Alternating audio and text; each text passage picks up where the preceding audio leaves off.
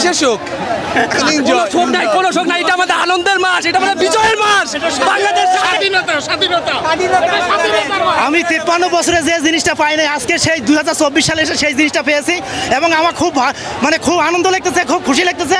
আজ বাংলাদেশের প্রায় 18 কোটি মানুষ আজকে সবারই আনন্দের একদম ভরপুর হয়ে গেছে সবারই। দেশের সম্পদ যেন নষ্ট না করে, এদিকে সবাই খেয়াল রাখবেন। সবার পক্ষ থেকে সবাই ডাক দিবেন যদি কেউ রাস্তার কোনো সম্পদ নষ্ট করতে যায়। সরকারি আমরা কোনো শাসন চাই না, এখন আমাদের শাসন চাই, এই রাষ্ট্রের সম্পদ মুক্তি চাই, আমরা শ্রমিক রাষ্ট্র চাই। আপনাদের মাধ্যমে সবাই যেন আমরা মিলাদ পড়ান, দেশে শান্তি আইছে, মিলাদ পড়া দেন। স্বাধীন দেশ, স্বাধীন, আজকে দেশ স্বাধীন হলো। আমি বিচার চাই, মোদির বউর বিচার চাই। যাকে নিষিদ্ধ করেছে তার কাছে তাদেরকে একদিন ধর্ণা দিতে হবে ইনশাআল্লাহ। ব্যারিস্টার সুমনের পদত্যাগ চাই আর পাপনের দেশ থেকে বিদায় করতে চাই। নানক কোথায় আছে এটা ভাই কোন আপনাকে অধিকার। দেশ স্বাধীন হয়েছে এবং আমি আরেকটা কথা বলতে চাই, স্বাধীনতা অর্জন করার চেয়ে রক্ষা করা বড় কঠিন এবং এই অর্জন আমাদের ধরে রাখতে হবে এবং এই অর্জন ধরে রাখার জন্য যেসব পদক্ষেপ নেওয়া দরকার আমরা চাই যে সেই সব পদক্ষেপ নেওয়া হোক এবং এই স্বাধীনতা ধরে রাখা হোক। দ্বিতীয়বার দেশ স্বাধীন করেছি বাংলাদেশ, এই খুনি হাসিনার এই বাংলার মাটিতে বিচার চাই।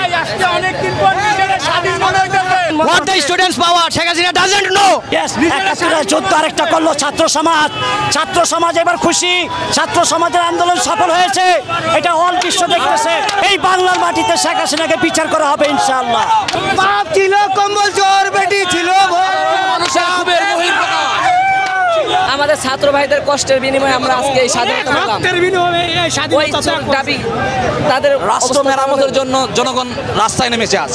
দর্শক, আমরা কথা বলছিলাম অনেকজনের সঙ্গে এবং তারা কিন্তু আজকে তাদের আনন্দ উচ্ছ্বাস প্রকাশ করছে। তিনি আসছেন একটু অসুস্থ মানুষ এবং তিনি তার গাড়ি নিয়ে আসছেন। আমরা একটু কথা বলবো আপনার সঙ্গে। গণভবন দিয়ে লবণ, এই যে গণভবনের লবণ লইছি ভাই, সরকার শাসনের পতন হয়েছে। আমার ছেলে 23 তারিখে অ্যারেস্ট করছে এই ছাত্র আন্দোলনের ভিতরে থেকে মোহাম্মদ নাইম।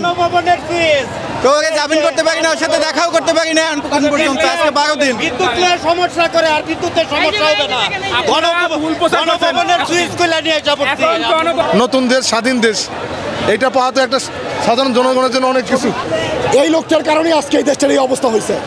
প্রধানমন্ত্রী একটা স্বৈরাচার, একটা জানোয়ার।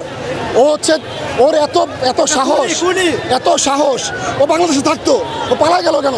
ওনা বলে বঙ্গবন্ধুর মেয়ে, ও নাকি ভয় পায় না, ও থাকতো, ও ভাগে, ওর চামড়া শুদ্ধ তুলে নিত মানুষ ওর কাপড় ছিঁড়ে পিস করে নিছে, পিস করে। কেন নিছে জানেন? ক্ষোভ। ওর যদি সাহস থাকতো ও ইচ্ছা করে আওয়ামী লীগ, যুবলীগ, ছাত্রলীগের ছেলেদেরকে দিয়ে বিটিভি, মেট্রো রেল, সেসব সব জায়গায় ও ইচ্ছা করে আগুন লাগাইয়া ও দেশটাকে তছনছ করে ও চলে গেল। ও বাংলাদেশে আসছে একমাত্র শুধু ওর বাবার খুনির বিচার করতে। ও কখনোই বাঙালিকে ভালোবাসে নাই। ও একটা মির্জাফর, বড় রাজাকার। এই পৃথিবীতে বাংলাদেশ, পৃথিবীতে যতদিন থাকবে ততদিন বাংলাদেশকে ও আর জীবনে যদি ঢুকতে না পারে। ওরা যেখানে, সারা পৃথিবীতে আমি একটা অনুরোধ করবো, সারা পৃথিবীতে যেখানে বাঙালি আছে সবাই যাতে তাকে ওরা ধরে খাবলার মতো করে মারে। 2024 সালের এতগুলা ছাত্র মারা গেল, এতগুলা ছাত্র মারা যাওয়ার পরেও সারা পৃথিবী দেখলো যে তার বাহিনী, তার ছাত্রলীগের প্লাপান, তার বাহিনীর প্লাপান ছাত্রদেরকে মারলো, সেটাকে উল্টাই দিছে।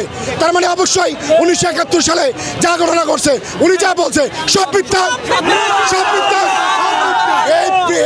এই বাংলাদেশের মাটিতে আর কোনোদিন তার কোনো ঠাঁই নাই। যে থাকতো বাংলাদেশে, সে কত বড় হেনামলা মহিলা হয়েছে আজকে দেখতাম, কাপড় খুলে নিতাম আমরা। ঠিক আছে, আমরা কথা বলছিলাম অনেকজনের সঙ্গে, তাদের যে দীর্ঘদিনের পুষে রাখা যে ক্ষোভটা রয়েছে, সে ক্ষোভটি প্রকাশ করছে এবং আজকে তাদের কাছে দ্বিতীয়বারের মতো দেশ স্বাধীন হয়েছে এমনটাই হচ্ছে তারা প্রকাশ করছেন।